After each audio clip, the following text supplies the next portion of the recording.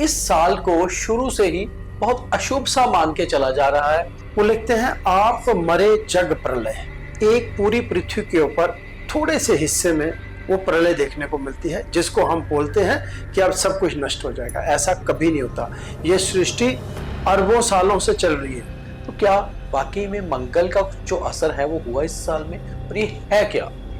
Numerology के हिसाब से ये मंगल का साल है। 2025 इसका टोटल बनता है 9, और 9 का स्वामी है मंगल। और मंगल को सेनापति कहा गया है, जो अपने हिसाब से चलाना चाहता है हर एक चीज को।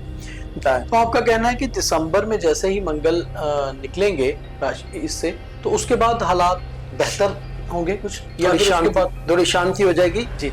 Little knowledge is dangerous thing. थोड़ा थोड़ा सुन के, सोशल मीडिया पे पढ़ के या सुन के या रील्स देख के चीजों को यकीन मान के और उसी तरह से अपने अंदर ये कर लेते हैं कि बस दुनिया खत्म होने वाली है। इस हिसाब से भी धरती पे कुछ ऐसा नहीं होने वाला, कुछ नष्ट नहीं होने वाला।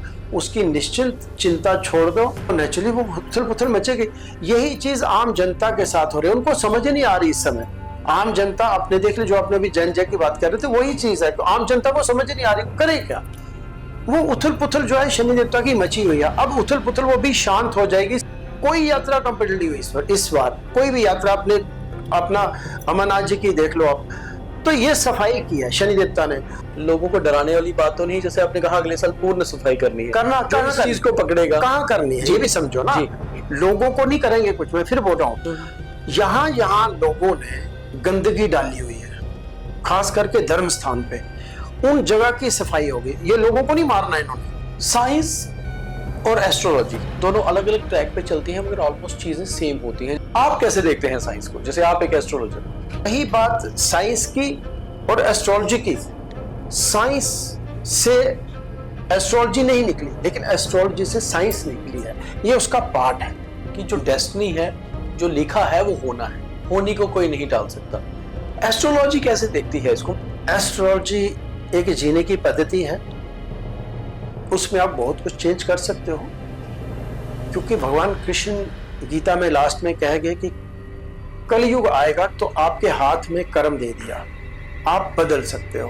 कलगी अवतार कब होगा? कल की अवतार का भी संबंध हमारे जम्मू से ही है। हमारी माता जो है वो शरीर है, वो विचरण करती है। जिस दिन वो लोगों के सामने आ गई तो समझ जाना कल की अवतार जम्मू से होगा। दुनिया में घटती घटनाएं और उनके ऊपर होती चर्चाएं। एक बहुत मशहूर फ्रेज है, little knowledge is dangerous thing. शायद हमें जानकारी बहुत कम है और हम उसी जानकारी को लेकर वहमों में और अलग अलग चर्चाओं में चले जाते हैं, और ये सारा कुछ सोशल मीडिया के जरिए हमारे पास पहुंच रहा है। मगर जिनसे बात करनी चाहिए, जिस चीज पे बात होनी चाहिए, शायद बहुत कम हो रही है। अगर आपने अभी तक हमें फॉलो, लाइक, शेयर नहीं किया तो लाइक और फॉलो कर लीजिए, क्योंकि आपको बहुत अहम जानकारी इस शो के जरिए पहुंचेगी, और साथ ही साथ शेयर जरूर करिएगा। मेरे साथ पंडित विजय वर्मा जी हैं, और बात इस चीज पे करेंगे कि जितना ज्यादा हम डरे सहमे हुए हैं, क्या हालात उतने खराब हैं एस्ट्रोलॉजी के? क्या वाकई में दुनिया बदल रही है? दुनिया खत्म होने वाली है? उपद्रव हो रहे हैं, प्राकृतिक आपदाएं आ रही हैं, क्या इसमें प्रकृति का रोल है? क्या साइंस और एस्ट्रोलॉजी एक ही लाइन पे चलते हैं? इन सब के जवाब आपको मिलेंगे, और हमारे भी जो जवाब हैं वो आपके तक जब पहुंचेंगे तो आप उसके ऊपर जरूर सोचिएगा कि आखिर हकीकत और जो हम देख रहे हैं, सुन रहे हैं, उसमें कितना अंतर है। प्रणाम विजय जी। नमस्कार।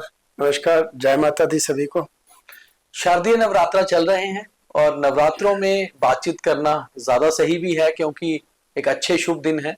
मगर इस साल को शुरू से ही बहुत अशुभ सा मान के चला जा रहा है। हालांकि बहुत सारे लोगों के लिए बहुत सारी चीजें शुभ भी हो रही होंगी। क्या वाकई में कोई 2032 तक दुनिया खत्म होने वाली जो रील्स, जिस तरह के मैसेज चल रहे हैं, उसमें कुछ हकीकत है? क्या ये मंगल का साल है इसलिए भारी है? कारण क्या है, थोड़ा सा समझाइए। अगर आप 5-6 साल पीछे चले जाएं तो इस तरह की बड़ी सी बातें हुई थी कि आने वाले टाइम पे 2 साल के अंदर प्रलय हो जाएगी, धरती खत्म हो जाएगी, आकाश से एस्ट्रोनॉट गिरेंगे, उल्का पिंड आ रहे हैं, धरती को टच करेंगे, धरती का डायनासोर वाला जो टाइम है, फिर से सब तहस नहस हो जाएगा। लेकिन हमारे शास्त्र में बड़ी छोटे छोटे शब्दों में बहुत कुछ बड़ा लिखा गया है। वो लिखते हैं, आप मरे जग प्रलय। अभी आपने देखा होगा कि जब धारावी में जो लोग दौड़ रहे हैं और ऊपर से मलबा आ रहा है, और जो मलबे में फंस गए लोग जो उस समय मर रहे थे, जो 2 मिनट उनका दिमाग चला होगा, तो उन्होंने क्या सोचा होगा कि पूरी दुनिया में इस समय प्रलय है, पूरी दुनिया इस समय खत्म हो गई है। लेकिन ये कुछ थोड़े से क्षेत्र में होता है। इसी प्रकार सुनामी आती है, बाढ़ आती है, तो ये कुछ एरिया में होता है। कभी जिंदगी में आप देखना, एक पूरी पृथ्वी के ऊपर थोड़े से हिस्से में वो प्रलय देखने को मिलती है, जिसको हम बोलते हैं कि अब सब कुछ नष्ट हो जाएगा। ऐसा कभी नहीं होता। ये सृष्टि अरबों सालों से चल रही है। जो हमारे पास इतिहास है ज्योतिष में, उसका भी वर्णन एक एक युग जो है हमारा 43,20,000 साल का होता है, और 1,000 युग के बाद एक कल्प होता है। जी, आप समझो कि ब्रह्मा जी के 100 साल हैं, अभी ब्रह्मा जी के 100 साल नहीं हुए, तो जब ब्रह्मा जी की आयु 100 साल उनकी होगी, तब जाके इसका अंत होगा। तो अभी तो कुछ समय हुआ ही नहीं है, अभी तो 7वां मनवंतर चल रहा है, तो अभी बड़े मनवंतर है। तो इस हिसाब से भी धरती पे कुछ ऐसा नहीं होने वाला, कुछ नष्ट नहीं होने वाला। उसकी निश्चिंत चिंता छोड़ दो। आप जितना हो सकता है अपने आप को पॉजिटिव रखो, नहीं तो बीमारियां आपको घेर लेंगी। जो आजकल जो हम सुन रहे हैं, उससे हमारा शरीर कमजोर हो रहा है, हमारी इम्यूनिटी कम हो रही है। हम जिन बातों पे बहुत ज्यादा जोर दे रहे हैं, जो बहुत ज्यादा इधर से उधर सुन रहे हैं, वो अपने आप को कमजोर कर रहे हैं। तो हम अपने बड़े कम जीवन में बहुत लंबी लंबी सोच रख लेते हैं। आपने बहुत दुरुस्त कहा कि हमें अपने जीवन पे पहले ध्यान देना चाहिए, हमें अपने शरीर पे ध्यान देना चाहिए। मगर ये जो साल है 2025, पंडित जी, हमने जो पिछला इंटरव्यू किया था वो जनवरी में किया था, जब महाकुंभ चल रहा था, और आपने कहा था कि महाकुंभ के बाद कुछ चीजें बिगड़ेंगी। और तब से लेकर अब तक अगर हम देखें कि सितंबर महीना खत्म हो रहा है, ऑलमोस्ट 3 महीने बचे हैं इस साल के। इन 9 महीनों में जो कुछ हुआ वो सबके सामने है, सिर्फ भारतवर्ष में ही नहीं, दुनिया के अलग अलग हिस्सों में। मगर भारत में जिस तरह से हर महीने कुछ ना कुछ नया घटित हुआ, तो क्या वाकई में मंगल का जो असर है वो हुआ इस साल में, और ये है क्या? देखिए, मंगल जो है ये सेनापति माना जाता है आकाश मंडल में। मंगल का सीधा धरती से संबंध है, इसको धरती पुत्र कहा गया है। ये धरती में से पैदा हुए हैं, जो धरती की सॉइल है वो मंगल है, और मंगल का सीधा प्रभाव मनुष्य जीवों पर पड़ता है। जी, अगर आपने देखा होगा, जब हमारा ये साल शुरू हुआ था 13 अप्रैल के बाद, 13 अप्रैल के बाद राजा और मंत्री दोनों सूर्य हैं। जी, और जितने भी शासक हैं इस समय, चाहे वो अमेरिका का ले लो, चाहे रशिया का ले लो, सब अपने आप को बड़े से बड़ा बनाना चाहते हैं। हर एक की कोशिश है कि मैं सबसे बड़ा बन जाऊं। तो ये दोनों के अंदर इसका असर पूरे वर्ल्ड में है। हर एक शासक ये चाहता है कि मैं सबसे बड़ा बन जाऊं। उस बड़े बनने की दौड़ में इनका आपस में ही तालमेल बिगड़ गया है, टकराव हो रहा है। और मंगल जो है वो बेसिकली अपना जो दायित्व है उन्होंने इस साल दिसंबर तक करना है। दिसंबर के बाद वो निकल जाएंगे, और फिर हो सकता है उस समय दिसंबर और जनवरी में फिर से कोई बड़ी आपदा आए और लोगों को समझ आ जाए, या मास डिस्ट्रक्शन हो कहीं पे, तो युद्ध के हालात भी बन सकते हैं। तो उसके बाद लोगों को समझ आएगी कि हमने जो जिस डायरेक्शन पे जा रहे हैं, गलत डायरेक्शन पे जा रहे हैं। ये मंगल का साल है क्या है, थोड़ा इसके बारे में भी समझाइए, क्योंकि हम जो एक लेमैन है वो कहता है मंगल का साल है, जबकि देखा जाए तो आपने जिस तरह समझाया कि इस साल का राजा और मंत्री दोनों सूर्य हैं, तो मंगल का साल किस तरह हुआ? मंगल की दृष्टि खराब वो है, किसी दूसरे ग्रह पे असर है? मंगल का साल कैसे कहेंगे? देखो, एस्ट्रोलॉजी 3 तरह से चलती है। एक होती है हमारी न्यूमरोलॉजी। न्यूमरोलॉजी के हिसाब से ये मंगल का साल है। 2025 इसका टोटल बनता है 9, और 9 का स्वामी है मंगल। और मंगल को सेनापति कहा गया है, जो अपने हिसाब से चलाना चाहता है हर एक चीज को। जबकि जो राजा बनता है और मंत्री बनता है, ये हमारे जो जब अपना चैत्र नवरात्रे होते हैं, जो पहला दिन होता है, जो पहला नवरात्रा होता है, वो राजा होता है, और सूर्य जब मेष राशि में आते हैं तो वो मंत्री होता है। तो उसका अलग से प्रभाव है, न्यूमरोलॉजी का अलग से। अब न्यूमरोलॉजी इसलिए ज्यादा स्टीक मानी जाती है, क्योंकि इसको पूरे विश्व में ये प्रथम स्थान पे आती है। क्योंकि एस्ट्रोलॉजी तो चलो हिंदुस्तान में आती होगी, लेकिन न्यूमरोलॉजी पूरे वर्ल्ड में जो है उसको ये माना जाता है। इसलिए मंगल का जो साल है उसके हिसाब से, न्यूमरोलॉजी के हिसाब से कहा गया है। इनका सभी राशियों पर असर पड़ता है? देखिए, राशियां तो आकाश मंडल का वो स्थान है, यहां से हम गुजरना है। जैसे हम ऐसे समझे कि हमें यहाँ से श्रीनगर तक जाना है, कुछ रूट हमारा बड़ा सही है, कहीं नाश्री जल नाला है वहां तो बहुत ज्यादा डिस्ट्रक्शन है, कुछ ऐसा एरिया यहाँ पे हमें पता नहीं चलता कब लैंडस्लाइड हो जाए, और कुछ एरिया ऐसा या वो धंस जाता है। इसी प्रकार आकाश मंडल में जो राशियां हैं वो अलग अलग स्थान पे अलग अलग प्रभाव देती हैं जब पृथ्वी उस समय से गुजरती है। तो जिस साल जिस चीज का ज्यादा प्रभाव होगा, मान लो मंगल का ज्यादा प्रभाव, तो जब वो राशियों में पहुंचेंगी वृश्चिक और मेष में तो मंगल उग्र हो जाएंगे, और जब वो कर्क में पहुंचेंगी या उसमें शनि के घरों में तो कमजोर हो जाएंगे। इस प्रकार उनका जो असर है वो हर एक स्थान पे अलग हो जाता है। तो आपका कहना है कि दिसंबर में जैसे ही मंगल निकलेंगे राशि इससे, तो उसके बाद हालात बेहतर होंगे कुछ, या फिर उसके बाद थोड़ी शांति हो जाएगी जी? क्योंकि मंगल जब निकलेगा तो उसके बाद एक नंबर बनेगा फिर टोटल जी 2026 का जी। हाँ, तो एक नंबर किसका है? न्यूमरोलॉजी चेंज हो जाएगी जी। एक नंबर किस ग्रह का माना जाता है? सूर्य का माना जाता तो है। फिर उस हिसाब से फिर सूर्य का असर होगा, क्योंकि पहले से ही सूर्य राजा भी सूर्य है, मंत्री भी सूर्य है। तो उसके असर से क्या पूरे उसी से कि वो जो मैं बोल रहा हूं ना कि एक जिद आ जाएगी सभी में, मुझे अपने आप को महान बनाना है, तो वो महान बनने के चक्कर में आपस में उलझ जाएंगे सारे के सारे, और फिर जाके अप्रैल में जाके फिर पूरी तरह से शांति होगी। तो आपको लगता है कि इस साल जिस तरह का प्रभाव रहा, इसका असर भी आगे कुछ सालों में रहता है? आने वाले टाइम पे तो इसका असर रहेगा, क्योंकि जो आज गतिविधियां हो रही हैं उसका असर तो पड़ेगा। अब जैसे इन दिनों में आप देखें तो मेष राशि बनती है अमेरिका की जी, तो उसका स्वामी मंगल है, तो सबसे ज्यादा जिद तो उसी ने पकड़ी हुई है। हर एक ऐसे फैसले जो अगर देखा जाए तो भारत के विपरीत जा रहे हैं, तो उसका असर, मंगल का असर वो दिसंबर तक रहेगा, उसके बाद वो शांत हो जाएंगे। अब बातें हैं थोड़ी सी दूसरी चीज पे, कि जो नॉर्मली हमने पहले भी बात करी कि होता क्या है कि हम little knowledge is dangerous thing, थोड़ा थोड़ा सुन के, सोशल मीडिया पे पढ़ के या सुन के या रील्स देख के चीजों को यकीन मान के और उसी तरह से अपने अंदर ये कर लेते हैं कि बस दुनिया खत्म होने वाली है, इस साल में ये होगा। क्या एस्ट्रोलॉजी साइंस है? ये तो हम ऑलमोस्ट मान रहे हैं, क्योंकि एस्ट्रोलॉजी भी अब उस तरह से काम कर रही है जैसे साइंस काम करती है। मगर क्या एक तरह से लोगों को डराना या अंधविश्वास वो कुछ ज्यादा नहीं हो गया हुआ? देखिए, मार्च 29 को आपने देखा होगा शनि ने हाउस चेंज किया। शनि का डायरेक्ट कंसर्न आम जनता से है, ये युग भी शनि देव का ही है। शनि देवता जो आम जनता है उनके ऊपर इनका प्रभाव पड़ा। क्या प्रभाव पड़ा मैं आपको ऐसे बताता हूं। जैसे शनि देवता ने जब अपना घर चेंज किया तो ये अस्त थे, और ये अस्त गत अपने 5 साल अपने घर में रहे हैं। मकर और कुंभ इनका अपना घर है, और अपने घर में जब कोई व्यक्ति रहता है, कोई विचरण कर रहा है, जैसे को फौजी अपने घर जाता है तो वो आराम करता है जी।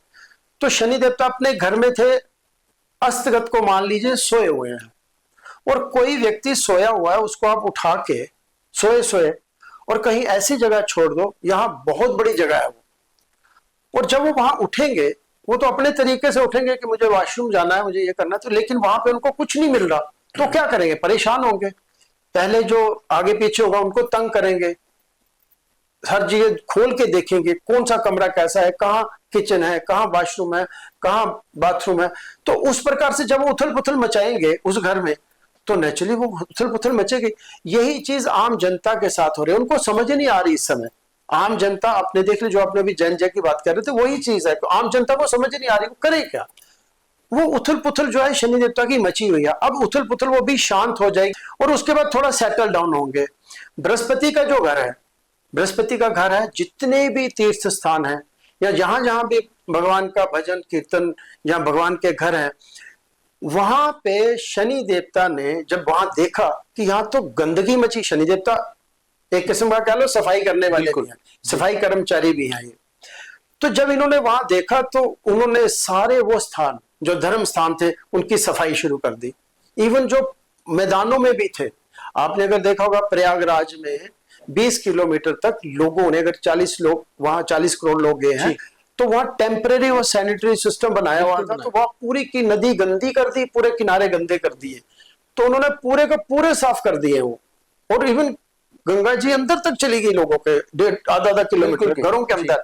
जितने धर्म स्थान थे, केदारनाथ, जहां अपना मणि महेश की यात्रा, श्रीखंड की यात्रा, अपनी वैष्णो माता जो कभी कभी बंद ही नहीं हुई, मिचेल माता की यात्रा, ये सारी यात्राएं बंद हो गई। कोई यात्रा कंप्लीट नहीं हुई इस बार कोई भी यात्रा। अपने अपना अमरनाथ जी की देख लो आप, तो ये सफाई की है शनि देवता ने। अभी तो शनि देवता बाल रूप में है, अभी वो छोटे बच्चे के रूप में काम कर रहे हैं। अगले साल ये जवान हो जाएंगे और अगले साल इन्होंने पूर्ण सफाई करनी है। अभी तो ये आम जनता है। और ये कहीं ना कहीं आपकी ये बात से भी दोबारा वही बात आ जाती है कि लोगों को डराने वाली बात तो नहीं, जैसे आपने कहा अगले साल पूर्ण सफाई करनी है, करना इस चीज को पकड़ेगा कहाँ करनी है, ये भी समझो ना। लोगों को नहीं करेंगे कुछ। मैं फिर बोल रहा हूँ, यहाँ लोगों ने गंदगी डाली हुई है, खास करके धर्म स्थान पे, उन जगह की सफाई होगी। ये लोगों को नहीं मारना इन्होंने, ये नहीं है कि, लेकिन सफाई क्या होगी। अब बड़ी छोटी सी बात और बड़ी समझने वाली बात है। अगर आप माता वैष्णो देवी जा रहे हैं तो माता की जो पहाड़ियां हैं वो शुद्ध है। 96 में या 97 में एवलांच आया था जब अमरनाथ यात्रा जा रही थी। आप आज देखो कभी अमरनाथ यात्रा में जाके, जो अमरावती नदी है हमारी, वहां जो लोग रहते हैं उन्होंने कितनी गंदगी डाली हुई है। तो अमर तत्व जो खुद गंदगी में पड़ गया हुआ है। माता वैष्णो देवी का पूरा स्थान, अगर आप वहां देखो, जो अंदर जो वो बनाए उन्होंने हॉल जो बनाए हुए हैं, उनकी सफाई नहीं हो रही, लेकिन वहां गंदगी पड़ रही है। पहले जब हम छोटे थे, मुझे याद है 76 की बात है, मैं 13-14 साल का था, मैं वैष्णो माता जब गया तो हाथी मत्था से लेके माता के दर्शन करने तक, वापसी आने तक हम पेशाब नहीं करते थे कहीं पे जी। और अब देखो लोग वहां पे जाते हैं, जगह जगह शौचालय, वहां पे जगह बना ही यही है, तो उसकी सफाई कौन करेगा। कोई है रास्ता है आपके पास। इन्होंने पिछले दिनों में सोचा था कि वहां पे वो सैनिटरी सिस्टम को ठीक करने के लिए, लेकिन वो सारी की सारी बाणगंगा से नीचे जाता गांव में, तो वो भी इनका बंद हो गया। ये बात आप जो बता रहे हैं बहुत क्रिटिकल सी बात है कि क्योंकि शनिदेव खुद भी सफाई प्रिय है, सफाई कर्मचारी के रूप में माना जाता है, तो इसलिए। मगर बीच में बहुत सारी चीजें अगर हम देखें सोशल मीडिया पर, तो ये कहा जाता है कि अगर कहीं पर गंदगी है तो वो राहु है, तो आपको वो गंदगी साफ करनी है तो राहु के वो दशा हटती है। तो क्या शनि और राहु का भी कोई मेल है गंदगी से, दोनों ग्रहों का? देखिए राहु क्या है, राहु है इन्फेक्शंस जो गंदगी से पैदा होती है। राहु अपने आप में कुछ नहीं, राहु एक शैडो है। जैसे आप बैठे हो, आपके पीछे शैडो बन रही है, तो राहु अपने आप में कुछ नहीं है, लेकिन जो उससे उत्पन्न होगा, जो उसकी नेगेटिविटी बनेगी, वो राहु है। राहु खुद कुछ नहीं है। और गंदगी जो बनाएगा वो क्या है, वो लोग ही हैं, या यहाँ पे वो चीजें बन रही हैं, तो उस चीज को ठीक करना है इन्होंने। ये नहीं है कि वो किसी को वो करेंगे। ऐसे साधन बनेंगे, ऐसे रास्ते बनेंगे, लोगों में ऐसी एकाग्रता बनेगी, उनके अंदर जागृति आएगी कि हमें ये नहीं करना है, हमें जिस काम के लिए जाना है वो कम हो जाएगा। जैसे आप लोगों को मैं बता रहा हूँ कि हम वहां जाते हैं, वहां पे हमने कुछ ऐसा नहीं करना, जल्दी जल्दी वापस आना, हमने रहना नहीं है। तो स्थान आपको अगर याद हो तो 7 दिन की यात्रा होती है मणि महेश की, और वो सिर्फ 7 दिन तक वो जो सूर्य चमकते हैं उस पर्वत के पीछे, उसके बाद वो चले जाते हैं, उसके बाद वो एंगल खत्म हो जाता है। तो लेकिन आजकल लोग क्या कर रहे हैं, उसके बाद भी वहां रह रहे हैं। हमारा 2 दिन की यात्रा होती थी अमरनाथ की। एक दिन, जिस दिन हमारी पूर्णिमाशी होती थी, आज यात्रा पहले शुरू हो जाती है और पूर्णिमाशी तक कभी भी आपने शिवलिंग देखा नहीं है वहां पे। तो इसका मतलब है कि इसको हमने क्या कर दिया है, प्रोफेशनली और ये बिजनेस बना लिया है। तो इसको ठीक करेंगे शनि देवता, इसको ठीक करेंगे, दिमाग में लोगों को भी ठीक करेंगे और जो सरकारें उनको भी ठीक करेंगे। विजय जी, एक आम नागरिक के लिए बातें बहुत बड़ी हैं। एक आम नागरिक को अगर सरल भाषा में बताना हो कि आपको शनिदेव को खुश करने के लिए आने वाले समय में, और राहु इन्फेक्शन ना आपकी बॉडी में, परिवार में लाए, उससे बचने के लिए किस तरह नॉर्मली क्या चीजें करनी चाहिए? देखो, ये इंडिविजुअल की बात है। सबसे अच्छा जो हमारा सनातन है उसमें बड़ी अच्छी चीजें कही गई। जैसे आप देखते होंगे अभी बड़े बड़े मेले लगते हैं, लोग इकट्ठे होते हैं, कुछ तो रोज इकट्ठे होते हैं, हफ्ते में एक बार इकट्ठे होते हैं, किसी का नाम नहीं लूंगा।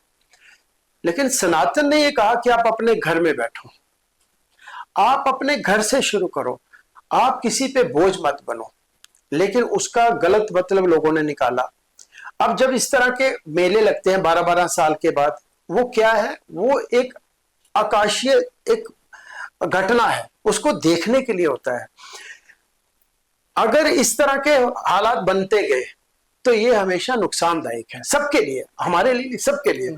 तो इसलिए अगर कोई भी पद्धति अपनानी है तो आप अपने घर में बैठिए, अपने घर में पूजा करिए, अपने घर में बैठ के उस चीज को समझे तो जल्दी समझ आएगी। और ज्योतिष उसमें हेल्प करता है।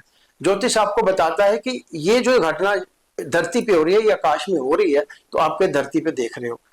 तो आकाश में जो हो रहा है उसको समझने के लिए हमें ज्योतिष पढ़ना पड़ेगा। अब ये जिज्ञासा आम आदमी की, हमारे व्यूअर्स की भी होगी कि आखिर जितना कुछ आपने बताया, एस्ट्रोलॉजी ऐसा कुछ हो जाएगा या इस कारण ये हुआ, ये कितने परसेंट जो है इस पे ट्रस्ट किया जा सकता है, कितने परसेंट सच होता है, कितना करीब है ये रियलिटी के? देखिए, अभी थोड़े दिन पहले श्राद्ध गए हैं हमारे। क्या आपको पता है कि चंद्रमा अपने एक्सिस पे नहीं घूमता? जी, ने पता है? नहीं पता ना। नहीं। तो हमारे पूर्वजों को हजारों साल पहले कैसे पता था कि चंद्रमा अपने एक्सिस पे नहीं घूमता, वो धरती के साथ चलता है। और जब ये श्राद्ध के दिन आते हैं तो वो एंगल सामने आता है जिसको हम बोलते हैं कि पितरलोक है। तो उस समय चंद्रमा के अंदर जो ग्रेविटी है वो कम हो जाती है और धरती की ग्रेविटी उस एरिया में 15 दिन के लिए बढ़ जाती है। तो चंद्रलोक से सारे लोग धरती पे आ जाते हैं। और जैसे ही ये नवरात्रे आते हैं, पूर्णिमा से तो वो वापस चले जाते हैं, वो उनका ट्रेवल वापस हो जाता है। अर्थी की ग्रेविटी कम हो जाती है और चंद्रमा की ग्रेविटी बढ़ जाती है। तो ये सारी चीजें हमें पहले से पता है और हमारे यहाँ पे तो घर घर में ये किया जाता है। ऐसा है एस्ट्रोलॉजी को समझने के लिए। अब आपको दूसरी बात बताता हूं मैं।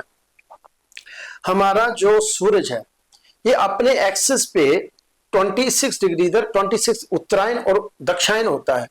और लेकिन कुछ ऐसे एरिया हैं दक्षिण जो ध्रुव है इनके, अलास्का हो गया, वो उनमें 6 महीने तक सूर्य रहता है और 6 महीने तक रात रहती है। अगर आप देवताओं के हिसाब से देखें तो हमारा 1 साल और उनका 1 दिन, तो देव वर्ष कैसे बना, देव साल कैसे बना? हमारा 365 दिन और उनका 1 दिन। 1 दिन।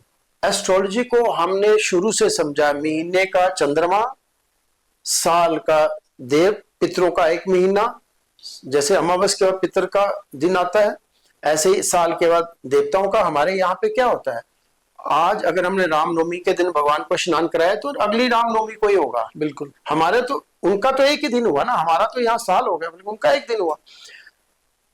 अगर एस्ट्रोलॉजी को कोई सही समझेगा, कोई पढ़ेगा, तो उसको एक एक चीज ब्रह्मांड की समझ आएगी और ब्रह्मांड में क्या होने वाला है, क्या घटित होने वाला है उसके जीवन में, नहीं इंडिविजुअल के जीवन में, वो फिर उसको समझ आएगी। इसको हम 1 दिन में नहीं समझा सकते। जैसे आपका मोबाइल काम कर रहा है, आपको बता दो ये आप ऐड कर दो, ये कर दो, आपका मोबाइल चलना आपको आ गया। लेकिन मोबाइल बना कैसे, मोबाइल काम कैसे कर रहा है, उसको डाटा कैसे मिल रहा है, वो कनेक्ट कैसे कर रहा है, वाईफाई कैसे कनेक्ट हो रहा है, अपना डाटा कैसे कनेक्ट हो रहा है, और उसके अंदर जो सिस्टम है वो कैसे काम कर रहा है, और उस चीज को समझने के लिए अगर आपको वो समझाया जाए तो क्या करना पड़ेगा, आपको बीटेक एमटेक करनी पड़ेगी, तब जाके आपको थोड़ी समझ आएगी। तो उसके लिए आपको 15 साल चाहिए। और यहाँ पे एस्ट्रोलॉजी को बंदा कहता है 1 ही दिन में समझा दे, भाई उसको समय नहीं लगा, आपको कम से कम 10 साल चाहिए। समझने में तो समय लगेगा, मगर जैसे आप एक्सपर्ट हैं, मेरा वो फिर वही थोड़ा सा सवाल है कि कितना निकट है रियलिटी के। मान लीजिए आपने कहा कि अगले साल ऐसे होगा, या बहुत सारे और एक्सपर्ट्स हैं जो एस्ट्रोलॉजिकल समझते हैं, अपने अपने तरीके से कहते हैं, वो कितने परसेंट वो चीज होती है? देखिए, मैं फिर आपसे एक बात बोलूंगा, एस्ट्रोलॉजी में 95% तक एक्यूरेसी है। अगर आप उसको देख सकते हैं, मैंने पहले बोला, अगर आप उस चीज को समझ लें, पढ़ लें, और किसी के पास इतना टाइम कहाँ है। आप, हमारे ऋषियों ने इतनी तपस्या करके एक एक चीज का हल निकाला, लेकिन वो भी कई बार अनुमान लगाने में गलत हो जाते थे। जहां एस्ट्रोलॉजर्स में भी आपस में चीजों को लेकर जो है तर्क वितर्क अलग अलग रहते हैं, तो वहीं पर एक कंफ्यूजन आ जाती है कि जब आपसी तर्क वितर्क हैं तो इसका मतलब है कि कहीं पर क्लैरिटी नहीं आ रही। तो एक जो आम व्यूअर है, जो हमारा व्यूअर होगा या कोई आम जो 2-3 एस्ट्रोलॉजर से बात सुन के आया होगा, वो कंफ्यूज हो जाता है और उसे लगता है कि नहीं ये सिर्फ जो है अपनी तरीके से बता रहे हैं। तो ऐसे में कहीं ना कहीं दिक्कत है। आखिर किताबें तो सेम है, या जिससे आप शोध करते हैं वो शोध करने वाली चीजें तो सेम है, फिर उसमें तर्क वितर्क क्यों है? देखिए, उसको स्थान बल बोला गया है। स्थान बल क्या होता है? जैसे हमारा साउथ और नॉर्थ को ही ले लीजिए। हमारा पूर्णिमा को महीना होता है और उनका अमावस को, 15 दिन का अंतर हो गया। तो 15 दिन के अंतर में आप सोच लो कितना बड़ा डिफरेंस हो गया। महाराष्ट्र की एस्ट्रोलॉजी हमारे नॉर्थ की एस्ट्रोलॉजी में बहुत अंतर है। बेसिकली क्या है कि जो स्थान है उसका प्रभाव रहता है। अगर कोई ठंडा इलाका है, वहां पे हम कभी गर्मी नहीं देख सकते हैं। अब मैं आपको बोलूं कि मुझे कोई 30 डिग्री का टेम्परेचर सियाचिन में मिल जाए, प्लस नहीं मिलेगा। और अगर मैं ये कहूं कि मुझे रेगिस्तान में -30 मिल जाए तो नहीं मिलेगा। ये स्थान बल है। स्थान बल के अनुसार स्टार्स का प्रभाव कम हो जाता है। आपको एक छोटा एग्जांपल देता हूं, आपको समझ आ जाएगी। जितने भी जिनका शुक्र उच्च का है, जैसे हमारे एक्टर्स हैं जिनका शुक्र बहुत अच्छा है, आप खुद इसको कनेक्ट कर लेना। जब ये बुध के स्थान में जाते हैं, बुध का स्थान हो गया रेगिस्तान, जब ये रेगिस्तान में जाते हैं तो इनका बल कम हो जाता है। ठीक है, इनका बल कम हो जाता है, वहां जाके ये 0 हो जाते हैं। और जब कोई राजस्थान का व्यक्ति महाराष्ट्र जाता है तो उसका बल कम हो जाता है। आपने, चाहे वो अमिताभ बच्चन हो, चाहे गोविंदा है, चाहे सलमान खान है, ये जितने लोग जब राजस्थान में गए इनके ऊपर संकट आया। आप देख ले, इतिहास निकाल के देख लीजिए। और जितने मारवाड़ी हैं जब ये महाराष्ट्र गए, एक भी कामयाब नहीं है, कहीं नहीं मिलेगा आपको। तो इसका अर्थ क्या है कि एस्ट्रोलॉजी सेम है लेकिन स्थान बल अलग अलग है। अब इसको अगर कोई महाराष्ट्र का एस्ट्रोलॉजर बोल रहा है और जो वहां का बोल रहा है तो वो स्थान के हिसाब से बोल रहा है। एस्ट्रोलॉजी सेम है। इसको छोड़िए, एस्ट्रोलॉजी को केमिकल के अनुसार अगर आपके पास 20 लैब है, आप 20 लैब में अपना ब्लड दे के आइए, हर जगह रिपोर्ट अलग आएगी। तो ये डिफरेंस तो रहेगा। एस्ट्रोलॉजी सेम है लेकिन स्थान का बल अलग अलग है। साइंस और एस्ट्रोलॉजी दोनों अलग अलग ट्रैक पे चलती हैं, मगर ऑलमोस्ट चीजें सेम होती हैं। जैसे अगर हम देखें तो साइंस का ये कहना है कि नेचुरल कैलेमिटीज इसलिए आती हैं क्योंकि हम नेचर से छेड़छाड़ कर रहे हैं। अगर कोई प्लेन क्रैश हुआ है तो कहीं ना कहीं कोई टेक्निकल रीजन भी होगा। अगर कहीं पर उपद्रव हुआ है तो उसके पीछे कुछ रीजंस होंगे। तो ये वो जो तर्क साइंस के हैं और जो तर्क एस्ट्रोलॉजी के हैं, ये तर्कों में कितना ज्यादा समांतर है, मतलब एक दूसरे से कितने मिलते हैं? ये आप कैसे देखते हैं साइंस को, जैसे आप एक एस्ट्रोलॉजर? हमारे यहाँ पे एक वृक्ष काटने के लिए लोग अपनी जान दे देते थे और आज की डेट में पूरे का पूरा आपका जंगल काट दिया जाता है और किसी को कोई एहसास ही नहीं होता। तो ये ह्यूमन से जुड़ी हुई बातें हैं, ये हमारे अध्यात्म से जुड़ी हुई बातें हैं, आपके सामने है। अगर उन मूल्यों को आपने छोड़ दिया तो उसमें साइंस क्या करेगी बताओ? साइंस भी तो यही कहती है कि आप नेचर को मत छेड़ो। और हमारा धर्म ये कहता है, हमारा साइंस, इसको हम धर्म के साथ जोड़ते हैं, हमारा धर्म ये कहता है कि आप किसी भी वृक्ष को भी मत काटो। तो कहने का भाव सेम है। रही बात साइंस की और एस्ट्रोलॉजी की, साइंस से एस्ट्रोलॉजी नहीं निकली लेकिन एस्ट्रोलॉजी से साइंस निकली है, ये उसका पार्ट है। आज के मॉडर्न जो एस्ट्रोलॉजर्स हैं वो बहुत अलग तरीके से चीजें बताते हैं। आपको लगता है कि सिर्फ चीजों को बताने का तरीका अलग है, या कुछ नई एस्ट्रोलॉजी में नई चीजें इजाद हुई हैं, नई स्टडीज सामने आई? हर जगह पे रिफॉर्म्स हो रहे हैं। जब हमने फिजिक्स पढ़ी थी तो हमें यह कहा गया सन इज स्टेशनरी, लेकिन आज सन स्टेशनरी, सन इज मूविंग। तो अगर साइंस अपने आप में रिफॉर्म हो रही है, लेकिन हमारा ज्योतिष क्या बोला जाता है, सनातन शुरू से लेके अंत तक वो जो था, जो है, वो आगे भी रहेगा। अगर हमने आज से 17 लाख साल पहले ये कहा था कि 6 महीने कुंभकर्ण सोता है, तो आज प्रूफ हो गया। 17 लाख साल पहले जब रामायण काल में ये कहा गया था। अगर उस समय की बातें आप ले लें तो जैसे अभी तो वहां तक साइंस नहीं पहुंची, आप अपनी पूरी बॉडी को यहाँ डिसॉल्व करके किसी दूसरी कंट्री में निकाल सकते हो। अभी तो वो सिर्फ फोटोग्राफी से ही निकाल रहे हो, लेकिन हो सकता है आने वाले टाइम पे ये चीज भी हो जाए कि अपने मैटर को कैसे अपने शिफ्ट करना है, ये भी हो जाएगा। बाकी अगर आकाशवाणी की बात हुई वो सत्य हो गई, अगर हमने दिव्य दृष्टि की बात की वो सत्य हो गई। तो हमारे शास्त्रों में लिखी हुई हर एक बात सत्य हो रही है, और अभी बहुत सी बातें ऐसी है जो सत्य होनी है। जैसे हमारी एक ओरा बनती है, उस ओरा से ही हमारा पूरा करेक्टर देखा जाएगा। हमारे हाथ को देख के अब तो घड़ियां बता देती हैं कि आपकी बायोमेट्रिक क्या हो रही है, आपको क्या बॉडी में क्या चेंज आ रही है। तो आने वाले टाइम में ऐसे ही हमारा शास्त्र बता देता था, हमारा ज्योतिष बता देता था, हमारा अध्यात्म बता देता था। तो वो भी टाइम आएगा, अभी बड़ी रिसर्च है इसमें, उसमें कोई रिसर्च नहीं है, लेकिन साइंस में रिसर्च है। सनातन में एक चीज बहुत मजबूत भाव है, एक चीज का, डेस्टिनी का, कि जो डेस्टिनी है, जो लिखा है वो होना है, होनी को कोई नहीं टाल सकता।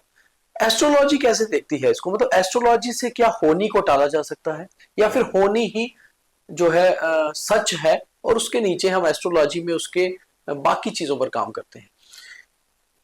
एस्ट्रोलॉजी एक जीने की पद्धति है, उसमें आप बहुत कुछ चेंज कर सकते हो, क्योंकि भगवान कृष्ण गीता में लास्ट में कह गए कि कलयुग आएगा तो आपके हाथ में कर्म दे दिया, आप बदल सकते हो। फॉर एग्जाम्पल, इस समय गर्मी है, बाहर का टेम्परेचर 37 डिग्री है, मैंने कमरे का टेम्परेचर 16 डिग्री बना लिया। ये मेरे हाथ में है। क्यों? क्योंकि मैंने एसी लगा लिए, मैंने ये कर लिया। और मान लो बाहर जम्मू का चेंज ही ना हो सकता, लेकिन कमरे का इंडिविजुअल चेंज हो सकता है ना। एस्ट्रोलॉजी इस पे काम करती है कि आप इंडिविजुअल अपने आप को बदल सकते हो, परिस्थिति जैसे जैसे जैसे मर्जी हो उसके लिए उपाय किए जाते हैं, उसमें आप अपने आप को बदल सकते हो। कब तक काम करती है? मृत्यु तक? बड़ी कहानी ऐसी, हमारे श्रीनगर की बहुत कहानियां। क्या मृत्यु के बाद भी जीवन है? मैं वही बताने वाला हूं। इस जन्म में हम एक जन्म के नहीं हैं। जब से अर्थ प्लेनेट आया है, अरबों सालों से हम यही हैं, हम कहीं नहीं जाएंगे, क्योंकि हम इस ग्रेविटी से बाहर नहीं जा सकते। हमें फिर वापस अर्थ ग्रेविटी में आना है। तो अभी थोड़े दिन पहले नासा ने ऊपर आकाश में यहां से 8000 किलोमीटर ऊपर जाके इल्लियां देखी हैं जो ऐसे लटक रही हैं, और उसके आपको फोटोग्राफ्स भी मिल जाएंगे। तो इसका मतलब जो यहां से चले भी जाते हैं, जैसे भगवान जब जन्म लेते हैं तो वो 2 लाख 3 लाख साल के बाद आते हैं, वो ऐसे कर्म करते हैं। लेकिन ऐसे व्यक्ति भी हैं कर्म करके जो पेट में ही कैंची बच जाती है 2 महीने के बाद। तो हमें उनसे बचना है कि हमारी ऐसी दुर्गति ना हो, हम बार बार आए और बार बार हम मरे तो हमारी मेमोरी खत्म हो जाती है। जिस दिन आप अपनी मृत्यु मरेंगे तो हमारी मेमोरी साथ में चलेगी। आज की डेट में किसी को पता ही नहीं मैं पिछले जन्म में क्या था, लेकिन अगर वो याद रहे, अगर हम अपनी मौत मरे तो हमें वो सारी मेमोरी आ जाएगी और कितने जन्म हुए हैं। जी, ऐसे में तो फिर हम एक चीज मानकर चलें कि ना हमें जीवन पैदा करता है और ना हमें मृत्यु मारती है, आत्मा ही अटल है। लेकिन कर्म तो हमारे पास है ना, कर्म करने के लिए शरीर चाहिए। इसीलिए कर्म करने के लिए ये शरीर मिलता है कि हमसे अगर कोई भूल हो गई है उसको ठीक करो, और उसके अनुसार हमारे साधन बनते हैं, और उसके अनुसार हमें नॉलेज मिलती है, उसी के अनुसार। क्योंकि हमारा जन्म जितनी बार चलेगा, हमारा पुरानी मेमोरी हमारे साथ चलेगी। इसके बड़े उदाहरण है आपके पास। छोटे छोटे बच्चे हैं 4-4 साल के, जिसने जो हमारी सबसे बड़ी गायिका थी, क्या नाम, लता मंगेशकर हैरान हो गई जब उसने आलाप लगाया। उसने कहा ये तो मुझे भी नहीं पता। तो ऐसा नहीं है, ये मेमोरी हमारे साथ चल रही है, कहीं कहीं दिखती है। कोई बच्चा कहता है कि मैं फलाना था, मुझे ले चलो वहां, मेरी ये माँ है, मेरा सब कुछ है। ये हमारी जो मेमोरी है क्यों खत्म हो रही है? क्यों हमने बहुत से इच्छाएं पालनी है, हम अपनी इच्छाओं की पूर्ति के लिए गलत से गलत काम कर रहे हैं, उससे हमारी जो मेमोरी लॉस हो रहा है, एक्सीडेंट हो रहे हैं। उसके बाद हमारे कितने एक्सीडेंट तो ऐसे ही हो जाते हैं जो छोटे छोटे, जिनको हम एक्सीडेंट नहीं कहते, घर में लड़ाई झगड़ा हो रहा है, पति पत्नी के बीच में हो रहा है, तो ये एक्सीडेंट है। इससे क्या होता है, हमारी मेमोरी लॉस हो जाती है। तो इसलिए हमारी मेमोरी आगे नहीं जाती। तो इसको आगे ले जाना है। सबसे पहली बात है, जो आपने आज पढ़ा है ये आपके साथ चलेगा। इसलिए 16 स्मृतियां, 16 संस्कार हमारे साथ चलते हैं, और जो उसके ऊपर कोई काम ही नहीं कर रहा। कलयुग में कहीं जैसे जैसे कलयुग का प्रभाव बढ़ रहा है, क्या जो मनुष्य जीवन है ये सरल होता जा रहा है या मुश्किल होता जा रहा है? कलयुग में जितनी सरलता है बहुत ज्यादा सरलता है हर चीज को समझने के लिए। हम एक दिन में वो चीज अचीव कर सकते हैं जिसको त्रेता या सतयुग में सालों लग जाते थे। कलयुग में इतना आपको भगवान ने क्षमता दी है कि आप 24 घंटे में वो प्राप्त कर, लेकिन उसके लिए निर्मल रहना पड़ता है। और निर्मलता कहां से आएगी? आपने देखा होगा कोई बच्चा एक ही रील बनाता है और वो दूसरे दिन वो सारे हर जगह छाया होता है। तो एक दिन की बात है, लेकिन वो जो उस समय का क्षण है उसका वो कितना सरल है ये आपको देखना है। वैसे रहना पड़ेगा तो हमारा भी जीवन वैसा हो जाएगा। कल की अवतार कब होगा? कल की अवतार का भी संबंध हमारे जम्मू से ही है। हमारी माता जो है वो शरीर है, वो विचरण करती है। जिस दिन वो लोगों के सामने आ गई तो समझ जाना कल की अवतार जम्मू से होगा। बहुत धन्यवाद। नमस्कार। तो अल्टीमेटली जो सब कुछ ये ब्रह्मांड के तहत होता है उसमें कहीं ना कहीं एस्ट्रोलॉजी का एक बहुत बड़ा योगदान है। एस्ट्रोलॉजी का तो ये कहना है कि साइंस उसी में से निकली है, हालांकि साइंस के तर्क वितर्क अपने हैं। जितना आप समझ पाए उतने ही ज्यादा आप डीप जाएंगे, मगर फिर भी कुछ भी समझ आ जाए तो कम से कम उसे ज्ञान रूप से लेना बहुत जरूरी है। और आपको इस इंटरव्यू को एक बार देखना बहुत जरूरी है। बहुत धन्यवाद।